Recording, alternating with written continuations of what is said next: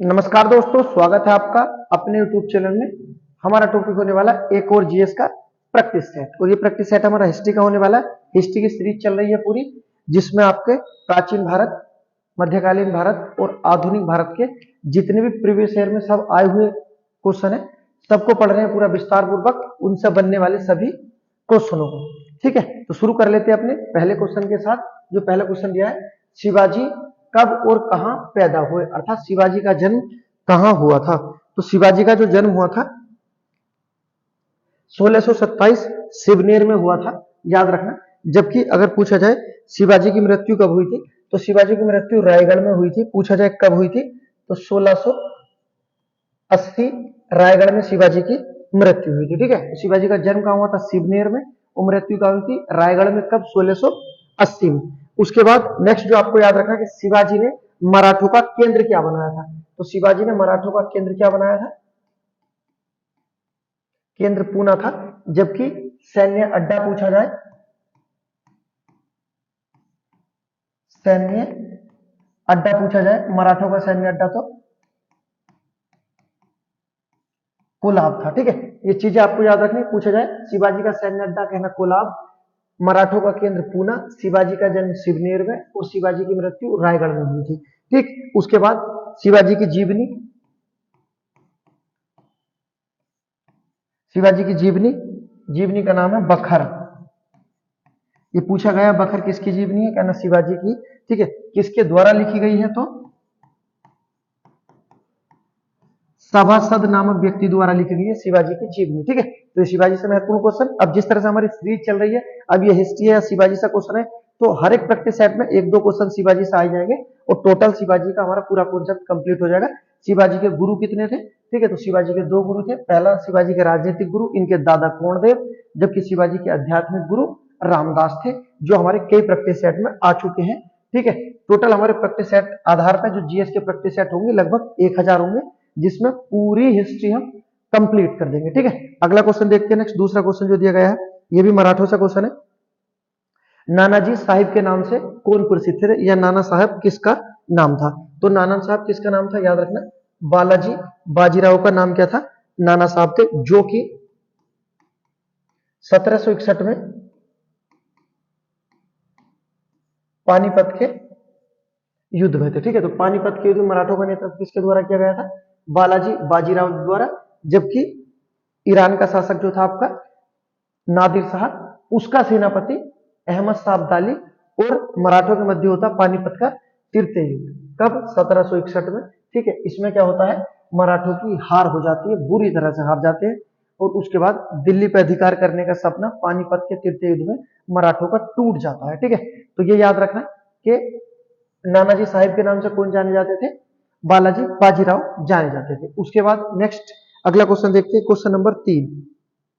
कबीर किस धार्मिक नेता के शिष्य थे, तो कबीर किसके शिष्य थे, तो याद रखना कबीर रामानंद जी के शिष्य थे। ठीक, उसके बाद नेक्स्ट कबीर किसके थे, तो रामानंद के, और रामानंद किसके थे, तो कहना राघवानंद के थे। ठीक है, क्वेश्चन देखते हैं, क्वेश्चन नंबर 4। सिखों के दूसरे गुरु कौन थे, तो सिखों के दूसरे गुरु गुरु अंगद थे, जिनका वास्तविक नाम क्या था, गुरु अंगद का वास्तविक नाम लहना था। ठीक है, और इन्होंने क्या प्रारंभ किया था, तो कहना गुरुमुखी लिपि, गुरुमुखी लिपि किसके द्वारा प्रारंभ की गई थी, तो कहना गुरु अंगद, जिनका वास्तविक नाम क्या था, लहना था। और गुरु अंगद किसके शिष्य थे, गुरु अंगद गुरु नानक जी के शिष्य थे। ठीक है, गुरु नानक के शिष्य जो हुए वो सिखों के दूसरे गुरु बने थे, गुरु अंगद। ठीक, उसका देखते हैं next question number 5। Question number 5 दिया गया, तमिलनाडु का प्रसिद्ध चिदम्बरम मंदिर समर्पित है। तमिलनाडु का जो प्रसिद्ध चिदम्बरम मंदिर है किसे समर्पित है, तो ये नटराज को समर्पित है। ठीक है, याद रखना। और नटराज किसका पर्यवाची होता है, तो आपको ये भी याद रखना, ये शिव का पर्यवाची है। ठीक है, और ये बनाया किसके द्वारा गया था, ये चोल वंश में बनाया गया था। ठीक है, नटराज का प्रसिद्ध मंदिर। उसके बाद देखते हैं नेक्स्ट अगला question, question number 6। Question number 6 दिया गया हमारा, लॉर्ड वेलेजली के साथ संधि पर हस्ताक्षर करने वाले निजाम कौन थे, अर्थात साइक संधि स्वीकार करने वाला पहला शासक हैदराबाद निजाम था, तो उसका नाम क्या है, निजाम आ जाएगा, निजाम अली। सहायक संधि जो हमारी शुरू की गई थी बेलेज अली द्वारा प्रारंभ की गई सहायक संधि से स्वीकार करने वाला पहला क्षेत्र हमारा हैदराबाद और शासक का नाम निजाम अली था। ठीक है, याद रखना। उसके बाद देखते हैं next question number 7। Question number 7 दिया गया है विधवा विवाह कानून किसने पास किया था, या विधवा पुनर्विवाह अधिनियम किसके समय आया था। तो विधवा पुनर्विवाह अधिनियम किसके समय आया था, लॉर्ड कैनिंग के समय आया था। पूछा जाए कब आया था, 1856 में। किसके सहयोग से आया था, तो ईश्वरचंद विद्यासागर के सहयोग से आया था विधवा पुनर्विवाह अधिनियम। ईश्वरचंद विद्यासागर के सहयोग से आया था विधवा पुनर्विवाह अधिनियम किसके शासनकाल में, लॉर्ड कैनिंग। कब, 1856। ठीक, याद रखना। उसके बाद देखते हैं क्वेश्चन नंबर 8। क्वेश्चन नंबर 8 में दिया गया है ब्रिटिश इंडियन आर्मी में चर्बी वाले कारतूस वाली नई एनफील्ड राइफल कब आई थी। ठीक है, पहले तो ये याद रखना जो 1857 में क्रांति हुई थी, चर्बी वाले कारतूस को रीजन बताया गया था, तो उसमें जो शामिल की गई थी जो राइफल, उसका नाम क्या है, तो इसका नाम आता न्यू एनफील्ड राइफल्स। ठीक है, जिसमें चर्बी वाले कारतूस को बताया जाता था। और ये किसके स्थान पर आई थी, तो याद रखना ब्राउन बेस के स्थान पर आई थी न्यू एनफील्ड राइफल। ये कब शामिल की गई थी, तो ये की गई थी जनवरी 1857। ठीक है, तो याद रखना ब्रिटिश इंडियन आर्मी में चर्बी वाले कारतूस वाली नई एनफील्ड राइफल कब शामिल की गई थी, जनवरी 1857 में शामिल की गई थी, जिसका विरोध होगा और आगे चलकर 1857 क्रांति शुरू हो जाएगी। आगे देखते हैं नेक्स्ट अगला question, question number 9। The Indian war of independence 1857 नामक किताब के लेखक कौन थे। तो वार ऑफ इंडियन इंडिपेंडेंस पुस्तक के लेखक कौन है, बीडी सावरकर। कौन थे, बीडी सावरकर थे। उसके बाद देखते हैं next question number 10। Question number 10 में भारतीय सुधार संघ की स्थापना 1870 में किसने की थी। तो भारतीय सुधार संघ की स्थापना की थी, आपको याद रखना है, केशव चंद्र सेन। और केशव चंद्र सेन का प्रसिद्ध समाचार पत्र आता है इंडियन मिरर। इंडियन मिरर किसका समाचार पत्र है, केशव चंद्र सेन का। ठीक है, इन्होंने भारतीय सुधार संघ की स्थापना 1870 में की थी, आपको याद रखना है। उसके बाद देखते हैं नेक्स्ट क्वेश्चन नंबर 11। ये क्वेश्चन आया 1857 क्रांति से। देखो 2-3 क्वेश्चन आ गए, और शायद 3-4 हैं इसमें टोटल। ठीक है, क्वेश्चन देखते हैं। मंगल पांडे जिसने अकेले ही 29 मार्च 1857 को अंग्रेजों के खिलाफ बगावत कर दी थी, किस ब्रिटिश इंडियन सेना से संबंधित है। ठीक है, अर्थात मंगल पांडे किस बटालियन के सदस्य थे, तो मंगल पांडे बैरकपुर में स्थित 34वीं नेटिव इन्फेंट्री के सदस्य थे। ठीक है, तो 1857 क्रांति में शहीद होने वाले पहले व्यक्ति कौन थे, मंगल पांडे। इन्हें कब फांसी दी गई थी, तो फांसी याद रखना 8 अप्रैल 1857 को मंगल पांडे को फांसी दे दी गई थी। जबकि मंगल पांडे की फांसी की जो डेट पूछी जाती है कि इन्हें देनी कब थी, तो इन्हें फांसी देनी थी 18 अप्रैल को। लेकिन कितने दिन पहले दी थी, 10 दिन पहले दे दी थी ना, 8 अप्रैल 1857 को इन्हें फांसी दे दी थी, क्योंकि मंगल पांडे ने ब्रिटिश अधिकारी जनरल बाघ को मारा था। किसे मारा था, व्यक्ति का नाम था बाघ वो नहीं थे, जनरल बाघ को मारा था। ठीक है, उसके बाद देखते हैं नेक्स्ट अगला क्वेश्चन जो दिया गया है 12वां क्वेश्चन। 1857 क्रांति के समय गवर्नर जनरल कौन था। 1857 क्रांति में ब्रिटिश गवर्नर जनरल कौन था, तो 1857 की क्रांति में जो गवर्नर जनरल था लॉर्ड कैनिंग था। ठीक है, लेकिन 1857 क्रांति के समय या लॉर्ड कैनिंग के समय कुछ महत्वपूर्ण कार्य किए गए हैं। पहले तो ये याद रखना, ये पहला वायसराय था, भारत का पहला वायसराय लॉर्ड कैनिंग था। उसके बाद ये क्वेश्चन पूछा जाता है राज्य हड़प नीति जो डलहौजी लाया था किसने समाप्त की थी, तो कहना लॉर्ड कैनिंग ने राज्य हड़प नीति समाप्त कर दी थी। राज्य हड़प नीति किसके समय समाप्त की गई है, लॉर्ड कैनिंग द्वारा। जबकि आई किसके समय थी, राज्य हड़प नीति डलहौजी के समय आई थी। उसके बाद लॉर्ड कैनिंग का अन्य जो कार्य है कि इसके शासनकाल में ही मुगल पद समाप्त हो जाता है और अंतिम मुगल शासक रहते बहादुर शाह जफर, जिसे गिरफ्तार करके कहां भेज दिया जाता है, म्यांमार, और उसके बाद वहीं पे इनकी मृत्यु हो जाती है। ठीक है, तो लॉर्ड कैनिंग के समय एक तो 1857 क्रांति के समय गवर्नर जनरल था, उसके बाद इसके समय मुगल पद समाप्त हुआ, पहला वायसराय ये है, राज्य हड़प नीति को ये समाप्त कर देता है, ठीक है, याद रखना। उसके बाद क्वेश्चन पूछा जाता है 1857 क्रांति के समय लॉर्ड कैनिंग ने जो घोषणा पत्र था वो कहाँ पढ़कर सुनाया था, तो कहना इलाहाबाद में पढ़कर सुनाया था। उसके बाद देखते हैं नेक्स्ट क्वेश्चन नंबर 13। बहुत क्वेश्चन आएंगे 1857 क्रांति से, जब हम 1000 क्वेश्चन कंप्लीट करने हैं इतिहास के तो बहुत बार क्वेश्चन होंगे, रिपीट होंगे, पूरी हिस्ट्री कंप्लीट हो जाएगी। अगला क्वेश्चन देखते हैं, अखिल भारतीय किसान सभा के पहले अधिवेशन में अध्यक्ष कौन बना था? अर्थात अखिल भारतीय किसान सभा के पहले अध्यक्ष कौन थे? तो अखिल भारतीय किसान सभा के पहले अध्यक्ष कौन थे? स्वामी सहजानंद थे, आपको याद रखना। उसके बाद पूछा जाए अखिल भारतीय किसान सभा की स्थापना कब की गई थी? 1936 में की गई थी, और कहां की गई थी? लखनऊ में की गई थी, ठीक है, याद रखना। अखिल भारतीय किसान सभा की स्थापना 1936 लखनऊ में, और पहले अध्यक्ष कौन बने थे? स्वामी सहजानंद, ठीक है। अखिल भारतीय किसान सभा से क्वेश्चन आते हैं, कब, 36, कहां, लखनऊ, और अध्यक्ष कौन थे? स्वामी सहजानंद। उसके बाद देखते हैं next question number 14। Question number 14 दिया गया है, सिंधु घाटी सभ्यता की विकसित अवस्था में निम्नलिखित में से किस स्थल में घरों में कुएं के अवशेष मिलते हैं? घरों में कुएं के अवशेष मिलते हैं, तो कहां पर घरों में कुएं के अवशेष मिलते हैं? तो ये याद रखना, हड़प्पा में मिलते हैं घरों में कुएं के अवशेष। और हड़प्पा कौन सी नदी के किनारे? तो ये आपका रावी नदी के किनारे। खोज कब की गई थी? 1921 में। किसके द्वारा? दयाराम साहनी द्वारा। दयाराम साहनी द्वारा, ठीक है, याद रखना। उसके बाद देखते हैं नेक्स्ट अगला क्वेश्चन, क्वेश्चन नंबर 15 दिया गया है। क्वेश्चन नंबर 15 दिया गया हमारा, अकबर ने सर्वप्रथम वैवाहिक संबंध राजपूतों के किस ग्रह से स्थापित किए थे? वह था, अर्थात अकबर के वैवाहिक संबंध सबसे पहले किसके साथ हुए थे? तो अकबर के सबसे पहले जो वैवाहिक संबंध थे वो हुए थे कछवाहू द्वारा, ठीक है। और कछवाहू में कौन था? आपने नाम सुना होगा, भारमल की पुत्री, भारमल की पुत्री होती है जिसका नाम क्या होता है? हरकाबाई। इसके साथ अकबर का पहला विवाह होता है जो राजपूतों के साथ होता है, ठीक है। तो किसके? कछवाओ।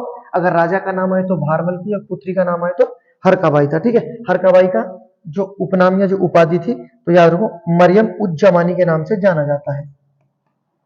मरियम उ जमानी, जय मां उर्नी है, ठीक है। मरियम उज जमानी के नाम से किसे जाना जाता है? हरकाबाई। किसकी पुत्री थी? भारमल की पुत्री। अगर वंश पूछा जाए तो कछवाहू थी, राजपूत से संबंधित, ठीक है, याद रखना। उसके बाद देखते हैं next question number 16। Question number 16 बहुत महत्वपूर्ण क्वेश्चन है, जिसके लिए मराठों का अंत हुआ है, दक्षिण भारत के लिए मराठे समाप्त हुए, ठीक है। औरंगजेब ने दक्षिण में जिन दो राज्यों को विजय किया था वह कौन कौन से थे? औरंगजेब के बारे में जिंदा पीर बोला जाता है औरंगजेब को, ठीक है। और मुगल वंश या मुगल जितने भी मुगल राजा थे, जितने मुगल बादशाह थे, उसमें सबसे बड़ा साम्राज्य किसका था?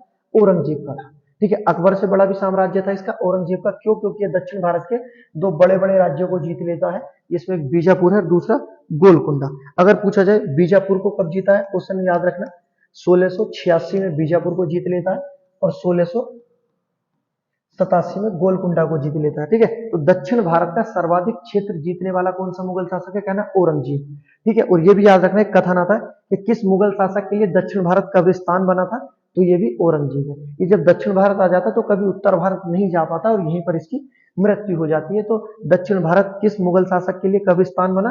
कहना औरंगजेब। लेकिन हाँ, दक्षिण भारत का सर्वाधिक क्षेत्र जीतने वाला भी शासक कौन है? ये भी औरंगजेब है, ठीक है। उसके बाद देखते हैं नेक्स्ट क्वेश्चन, बहुत क्वेश्चन बनेंगे औरंगजेब से, आगे आते रहेंगे, देखते रहेंगे। 17वां क्वेश्चन, दिल्ली से दौलताबाद राजधानी स्थानांतरित करने का आदेश दिया था, अर्थात दिल्ली से दौलताबाद राजधानी स्थानांतरित करने वाला शासक कौन था? तो दिल्ली से दौलताबाद राजधानी स्थानांतरित करने वाला शासक था जिसे बोलते हैं रक्त पिपासु, पागल सनकी, अर्थात मोहम्मद बिन तुगलक। और दिल्ली सल्तनत में सर्वाधिक विद्वान शासक मोहम्मद बिन तुगलक। उसके बाद देखते हैं नेक्स्ट अगला क्वेश्चन, क्वेश्चन दिया गया बहुत महत्वपूर्ण क्वेश्चन है, 18वां क्वेश्चन। इसमें पूछा है हंटर कमीशन की रिपोर्ट में विकास पर विशेष जोर दिया गया, अर्थात ये जो हंटर कमीशन है ये किससे संबंधित था? तो हंटर कमीशन किससे संबंधित है? ये हमारा प्राथमिक शिक्षा से संबंधित है। ठीक है, क्वेश्चन पूछा है हंटर कमीशन कब आया था जो हमारा शिक्षा से संबंधित है? 1882। जब 1882 आया होगा तो ये पता चल जाएगा हमारा गवर्नर जनरल कौन था? गवर्नर जनरल था लॉर्ड रिपन। ठीक है, तो हंटर कमीशन किसके समय आया शिक्षा से संबंधित? क्या ना, रिपन के समय। कब? 1882। उसके बाद देखते हैं नेक्स्ट अगला क्वेश्चन। क्वेश्चन दिया गया 19वां, आगरा शहर की स्थापना की थी। आगरा शहर की स्थापना किसने की थी? तो बेसिक क्वेश्चन है, लेकिन बेसिक से जो आपको इंपोर्टेंट याद रखना कि आगरा शहर की स्थापना सिकंदर लोदी ने कब की थी? तो ये याद रखना 1504 में की थी।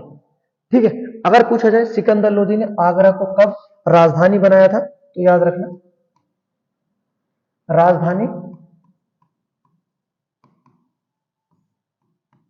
राजधानी कब बनाया? तो 1506 में। ठीक है, दो क्वेश्चन आते हैं आगरा से, दोनों याद रखने हैं। पूछा जाए सिकंदर लोदी ने आगरा की स्थापना कब की थी? 1504। और कब राजधानी बनाया? 1506। किसके द्वारा? सिकंदर लोदी द्वारा। ठीक है, उसके बाद देखते हैं next question number 20। Question number 20 दिया है, बंगाल की निम्नलिखित फैक्ट्री में से एक पुर्तगालियों द्वारा स्थापित की गई थी। ठीक है, तो याद रखना बंगाल में पुर्तगालियों ने कौन सी फैक्ट्री स्थापित की थी? तो बंगाल में पुर्तगालियों ने एक फैक्ट्री स्थापित की थी जो थी हुगली। अगला क्वेश्चन जो आपको याद रखना है कि पुर्तगालियों ने या पुर्तगालियों द्वारा स्थापित फैक्ट्री को, वो कौन सी फैक्ट्री थी जिसे पुर्तगालियों ने अपना लूट का अड्डा बनाया था? तो पुर्तगालियों द्वारा बनाया गया लूट का अड्डा भी हुगली फैक्ट्री ही थी। इस तरह से भी क्वेश्चन आता है, आपको याद रखना है। उसके बाद देखते हैं next question number 21। Question number 21 दिया गया है, त्रिरत्न सिद्धांत, सम्यक दर्शन, सम्यक ज्ञान और सम्यक आचरण जिस धर्म की महिमा है वह कौन सा धर्म है? तो सम्यक ज्ञान, सम्यक दर्शन, सम्यक आचरण कौन से धर्म से संबंधित है? ये हमारा जैन धर्म से संबंधित है। ठीक है, याद रखना। उसके बाद देखते हैं नेक्स्ट क्वेश्चन नंबर 22 जो दिया गया, भारत में द्वैत शासन प्रारंभ किया गया। भारत में द्वैत शासन कब प्रारंभ किया गया था?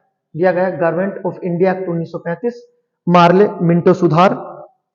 मार्ले मिंटो सुधार तो 1909 में आता है मार्ले मिंटो सुधार। उसके बाद चेम्सफोर्ड सुधार, चेम्सफोर्ड आया था 1919 में। जबकि साइमन कमीशन योजना, साइमन कमीशन योजना की स्थापना कब की गई थी? 1927। और ये मुंबई कब आया था? 1928। या भारत कब आया? 1928।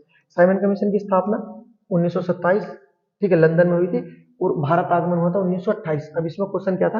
भारत में द्वैत शासन प्रारंभ किया गया था।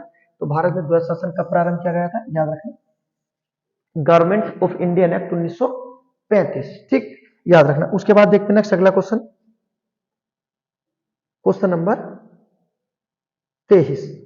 क्वेश्चन नंबर 23 दिया गया है, पूना पैक्ट पर हस्ताक्षर किए थे। पूना पैक्ट पर किसने हस्ताक्षर किए थे? तो ये याद रखना। या पूना समझौता किसके लिए जाना जाता है?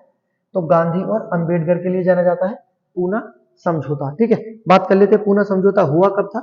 तो बताना 1932 में पूना समझौता हुआ था। अगर पूछा जाए किसके सहयोग से हुआ था? तो मदन मोहन मालवीय, ट्रिपल एम के सहयोग से हुआ था पूना समझौता। ठीक है, तो याद रखना पूना समझौता किसके सहयोग से किया गया था? मदन मोहन मालवीय। किस किसके बीच हुआ था? गांधी और अंबेडकर। कब हुआ था? 1932। ठीक है, याद रखना। उसके बाद देखते हैं नेक्स्ट क्वेश्चन नंबर 24। निम्नलिखित में से किसने सल्तनत काल में प्रचलित डाक व्यवस्था का विस्तृत विवरण दिया था? ठीक है, तो सल्तनत काल में या दिल्ली सल्तनत में डाक व्यवस्था का विवरण देने वाले व्यक्ति कौन सा है? तो कहना इब्न बतूता। अगर पूछा जाए दिया कहां पर था? तो इसकी पुस्तक आती है, इब्न बतूता की पुस्तक आती है रहेला।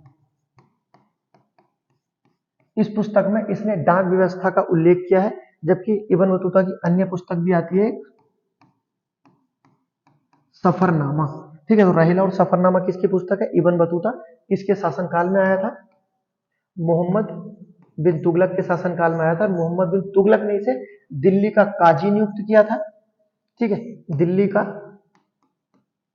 काजी नियुक्त किया था मोहम्मद बिन तुगलक ने इब्न बतूता को। और मोहम्मद बिन तुगलक ने अपना दूत बनाकर इब्न बतूता को कहां भेजा था?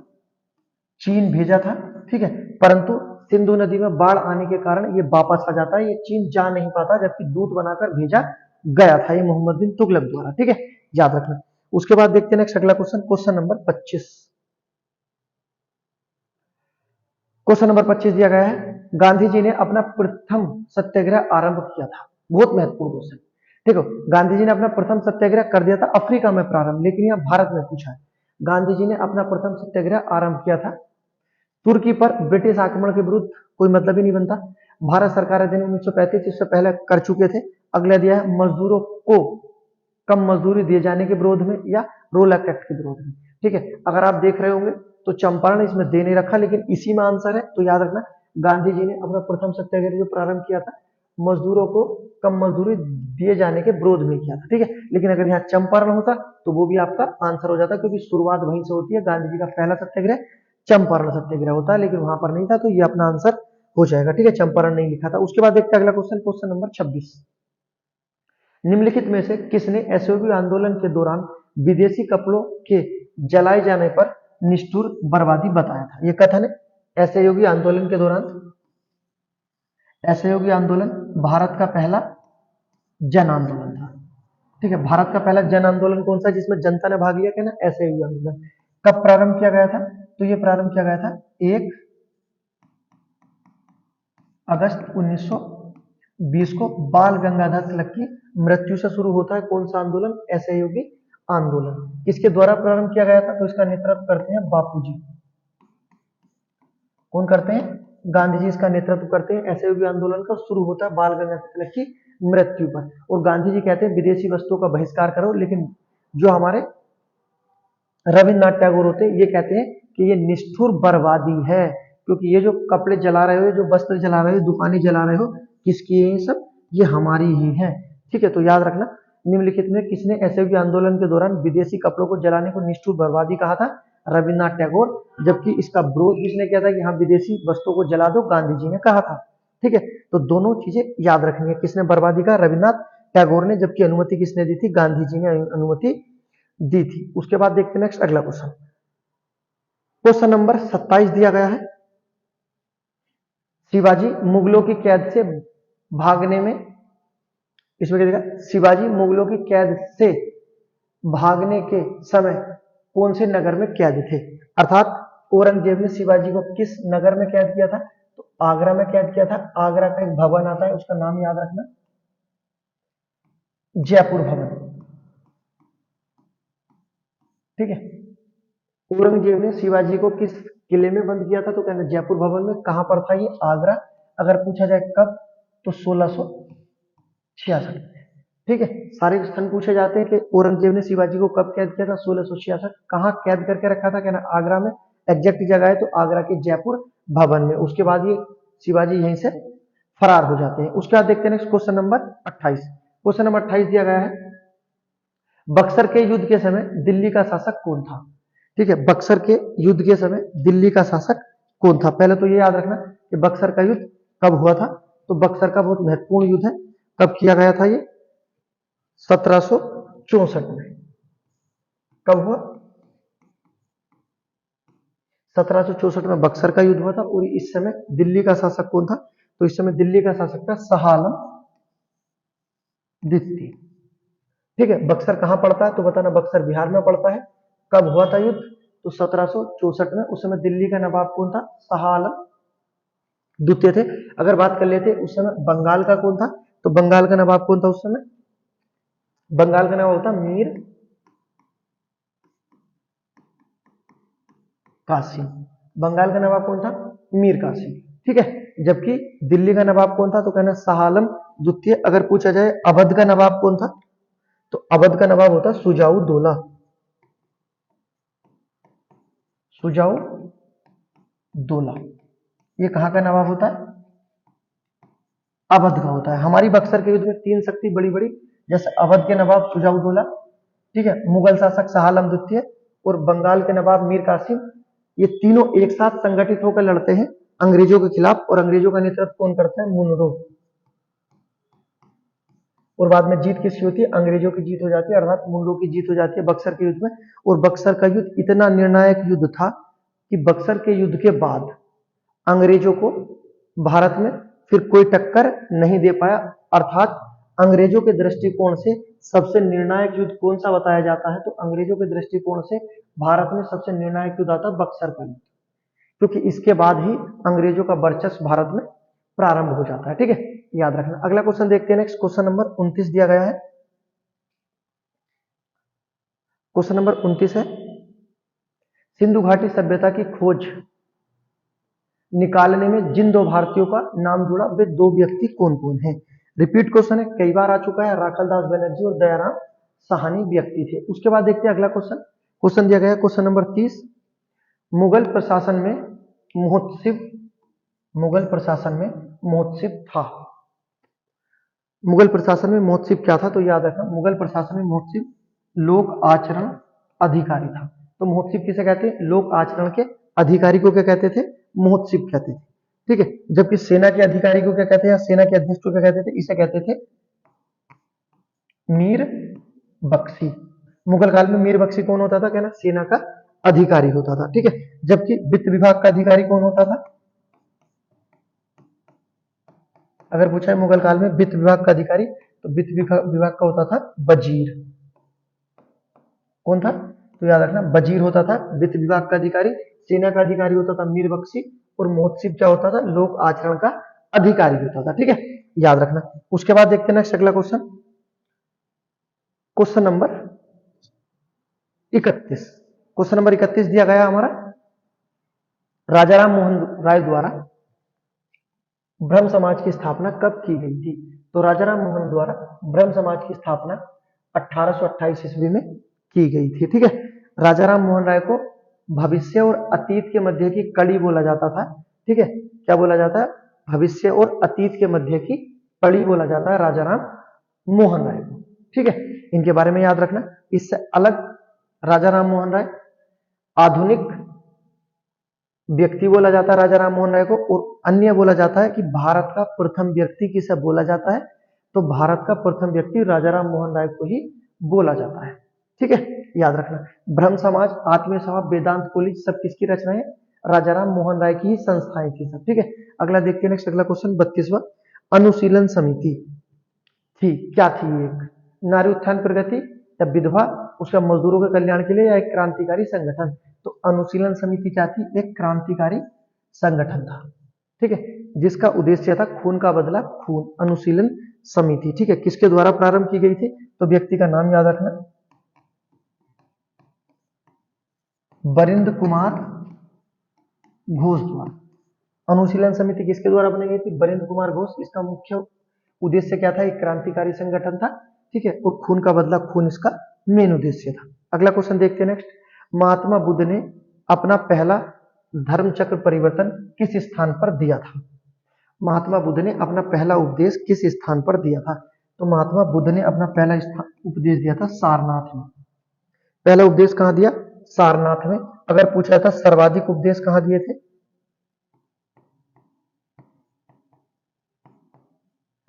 गौतम बुद्ध ने सर्वाधिक उपदेश कहां दिए हैं? सर्वाधिक उपदेश दिए हैं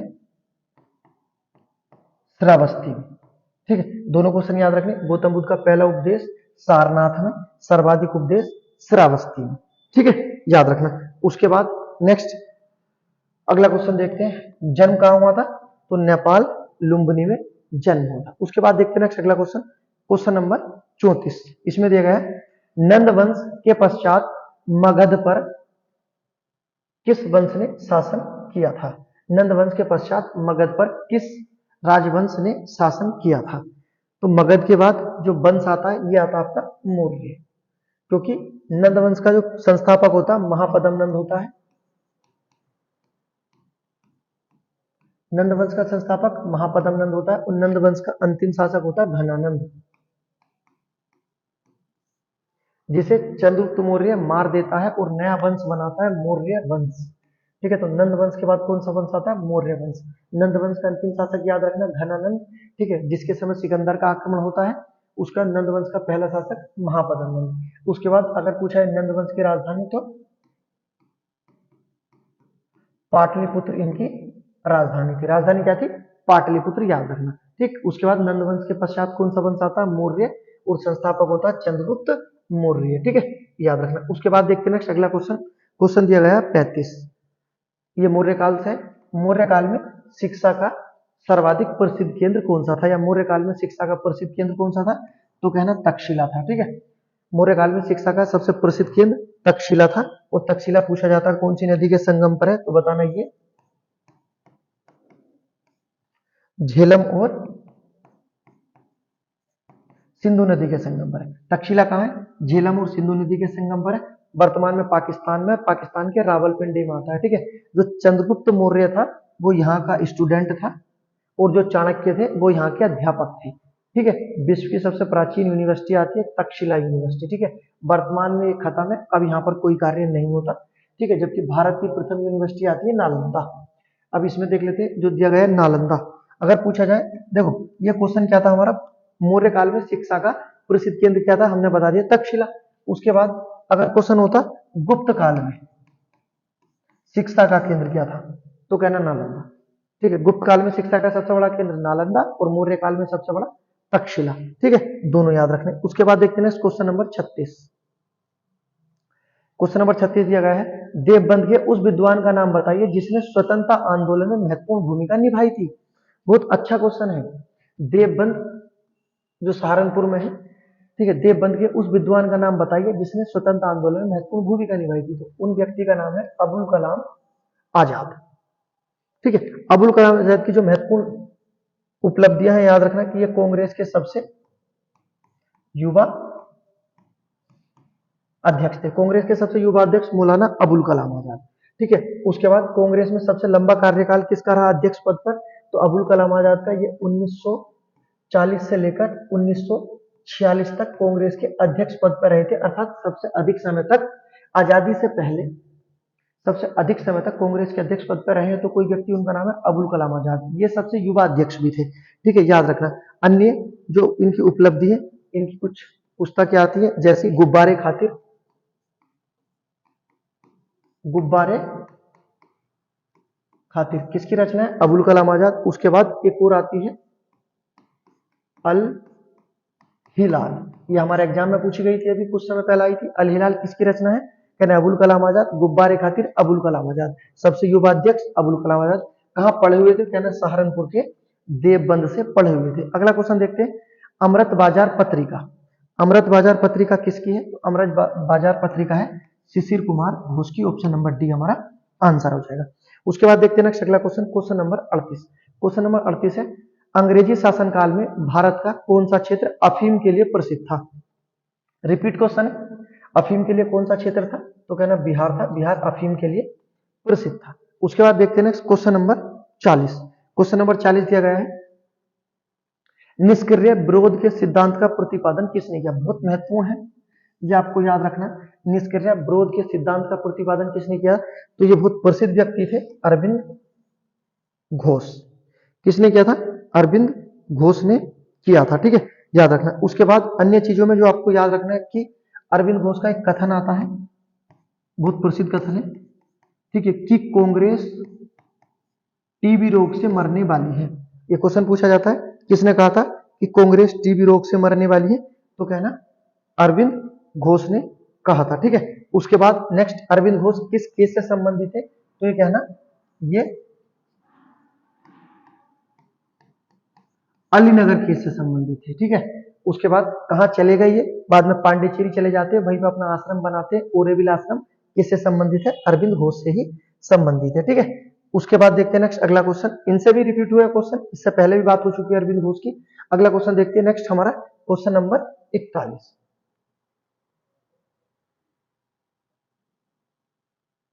41 के बाद अभी तो 40वां क्वेश्चन है। 40वां क्वेश्चन देख लेते हैं एक बार, जो दिया गया है, दिल्ली में कौन सा ऐतिहासिक स्मारक भारत एवं फारसी वास्तुकला या वास्तु शैली का उदाहरण है। बहुत महत्वपूर्ण क्वेश्चन है।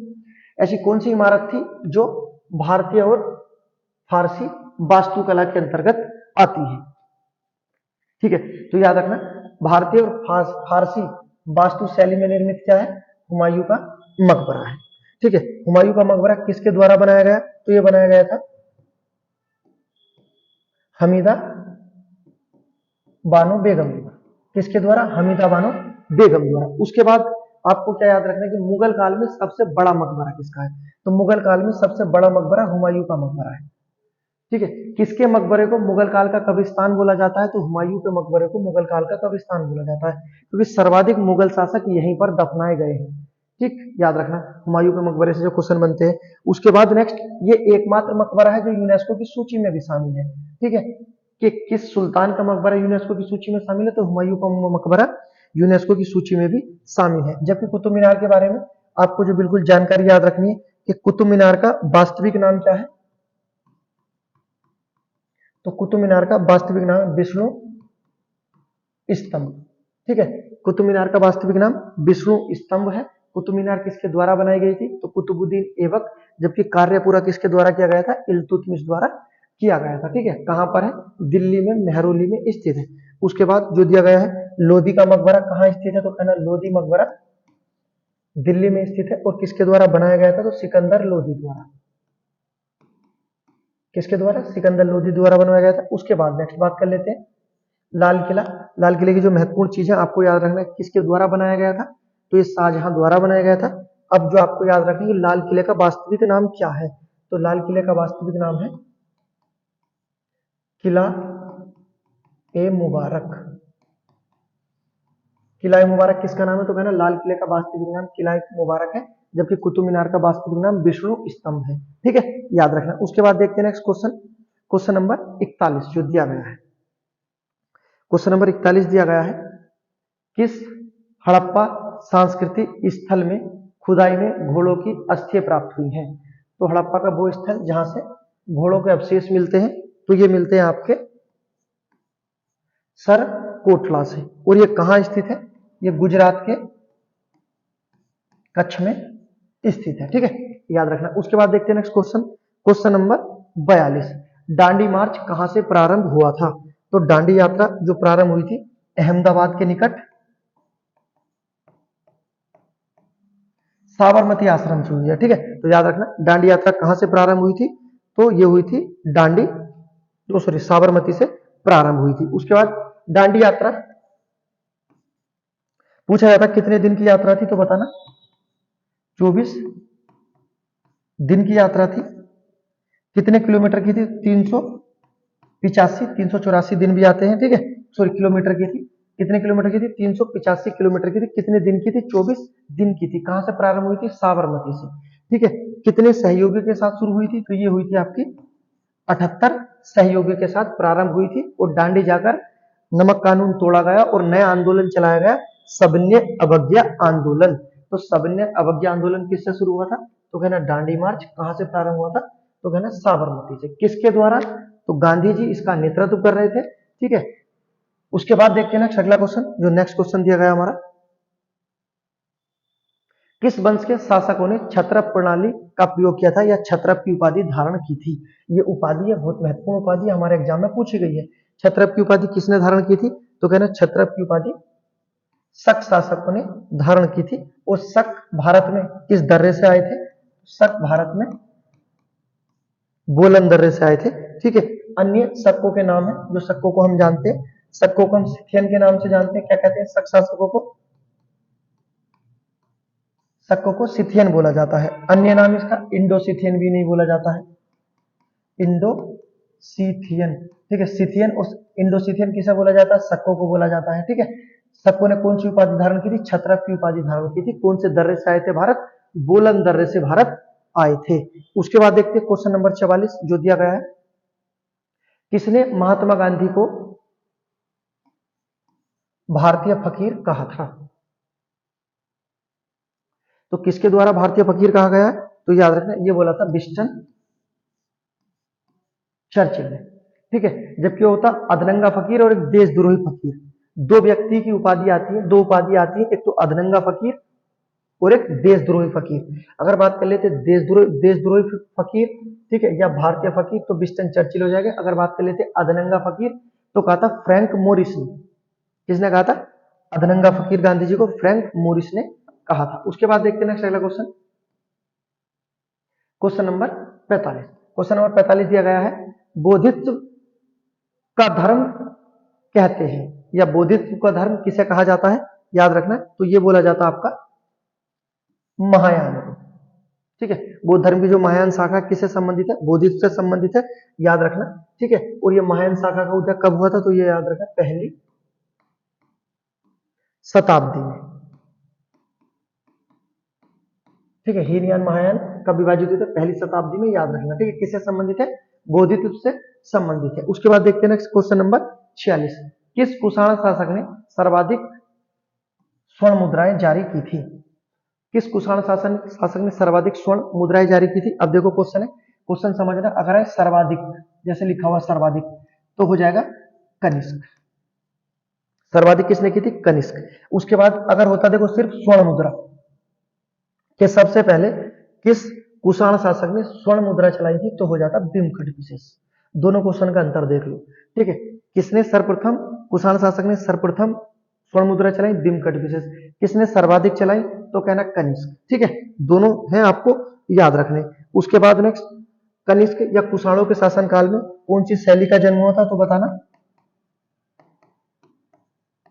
गांधार शैली का जन्म कब हुआ, तो कहना कुषाणों में, और शासक पूछा जाए तो कनिष्क। उसके बाद अन्य शैली आती है यूनानी शैली। यूनानी शैली का जन्म कब हुआ, तो गांधार शैली और यूनानी शैली का जन्म कब हुआ, तो कहना कुषाणों में। अन्य जो क्वेश्चन सबसे महत्वपूर्ण आपको याद रखना कि बाल विवाह,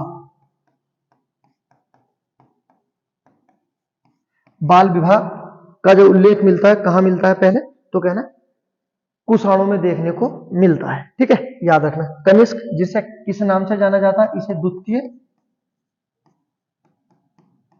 अशोक के नाम से भी जाना जाता है कनिष्क को। ठीक है, कनिष्क को द्वितीय अशोक के नाम से जाना जाता है। उसके बाद देखते हैं नेक्स्ट अगला क्वेश्चन, क्वेश्चन दिया गया है 47। राष्ट्रीय शोक दिवस कब मनाया गया था, राष्ट्रीय शोक दिवस किससे संबंधित है, ये आपको बताना है। महात्मा गांधी की मृत्यु के दिन, भारत विभाजन के दिन, बंगाल विभाजन लागू होने के दिन। तो याद रखना राष्ट्रीय शोक जो मनाया जाता है, बंगाल विभाजन लागू होने के दिन मनाया जाता है। ठीक है, बंगाल विभाजन कब हुआ था, तो याद रखना, डेट आती है, डेट के साथ याद रखना 16 अक्टूबर 1905 को बंगाल विभाजन हुआ था। बंगाल विभाजन की घोषणा करने वाले गवर्नर जनरल का नाम क्या है, तो याद रखना क्या नाम था, कर्जन। कर्जन को भारत में सबसे अलोकप्रिय गवर्नर जनरल बोला जाता है, और इसे ब्रिटिश काल का औरंगजेब बोला जाता है। ठीक है, किसे ब्रिटिश काल का औरंगजेब बोला जाता है, कहना लॉर्ड कर्जन को बोला जाता है सबसे अलोकप्रिय गवर्नर जनरल। ये भी लॉर्ड कर्जन है, क्योंकि ये बंगाल का विभाजन कर देता है।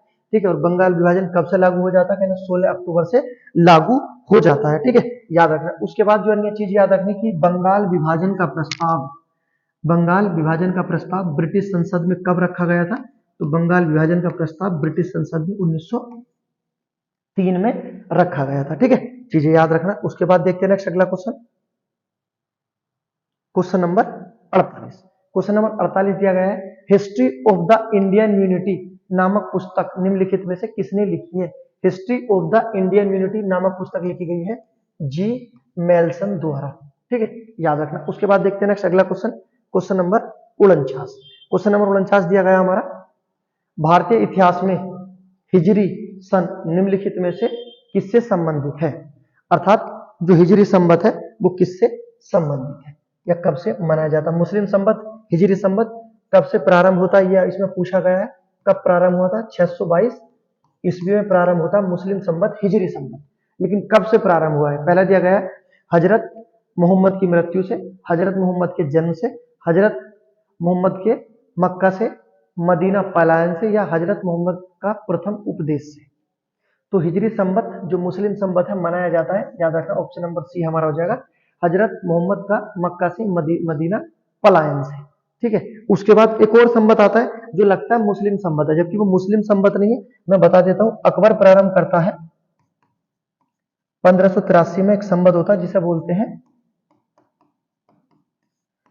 इलाही संवत। तो इलाही संवत कब प्रारंभ किया गया था, तो कहना 1583 में। किसके द्वारा प्रारंभ किया गया था, शासक था अकबर। तो क्या ये मुस्लिम संवत है, तो कहना ये मुस्लिम संवत नहीं था। इलाही संवत किसे समर्पित था, तो कहना ये सूर्य को समर्पित था। किसे समर्पित था, सूर्य को समर्पित था। ठीक है, तो याद रखना जो हमारा इलाही संवत है ये किसे समर्पित है, सूर्य को। किसने चलाया था, अकबर ने। जबकि मुस्लिम संवत पूछा जाए कौन सा, तो कहना हिजरी संवत कब प्रारंभ हुआ था, 622 ईस्वी। कब से प्रारंभ हुआ था, हजरत मोहम्मद का मक्का से मदीना पलायन से संबंधित है। उसके बाद देखते हैं नेक्स्ट अगला क्वेश्चन, क्वेश्चन नंबर दिया गया है 50वां क्वेश्चन। इसमें देखते हैं ब्रिटिश सरकार ने महात्मा गांधी को जो उपाधि दी थी और जिसे उन्होंने असहयोगी आंदोलन के दौरान वापस कर दिया था। ठीक है, तो ब्रिटिश सरकार ने महात्मा गांधी को उपाधि जो दी थी, ये दी थी आपकी केसर ए हिंद की, केसर ए हिंद की। इसका अर्थ होता है हिंद का ताज। ठीक है, क्या अर्थ होता है केसर ए हिंद का, हिंद का ताज। तो अंग्रेजों ने कौन सी उपाधि दी थी, केसर ए हिंद की, कब दी थी, तो याद रखना 1915 में दी थी। ठीक है, गांधी जी ने वापस कब कर दी थी, असहयोगी आंदोलन के दौरान 1920 में। ठीक है, असहयोगी आंदोलन के बारे में जो आपको चीजें याद रखनी है कि असहयोगी आंदोलन भारतीय इतिहास का पहला आंदोलन था जो हमारा जन आंदोलन था। भारत का पहला जन आंदोलन अर्थात जिसमें जनता भाग लेती है, तो कहना असहयोगी आंदोलन था। ठीक है, उसके बाद जो सबसे महत्वपूर्ण चीज याद रखनी है कि ये आंदोलन ऐसा था जो पूरे भारत में लगभग फैलने की कगार तक पहुंच चुका था। ठीक है, तभी क्या हो जाती है, एक बहुत बड़ी घटना हो जाती है जिसे बोलते हैं हम चोरा चोरी घटना, जो कहां हो जाती है, गोरखपुर में हो जाती है। कब होती है, तो याद रखना 5 फरवरी 1922 को, जिस कारण गांधी जी असहयोगी आंदोलन को वापस कर लेते हैं।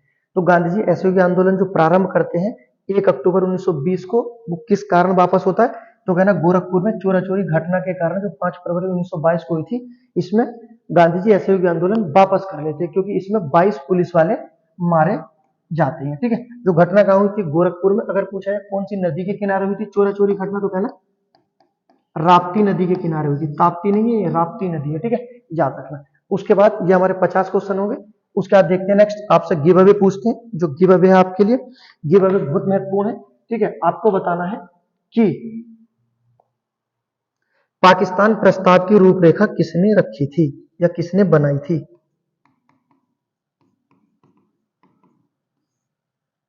पाकिस्तान प्रस्ताव की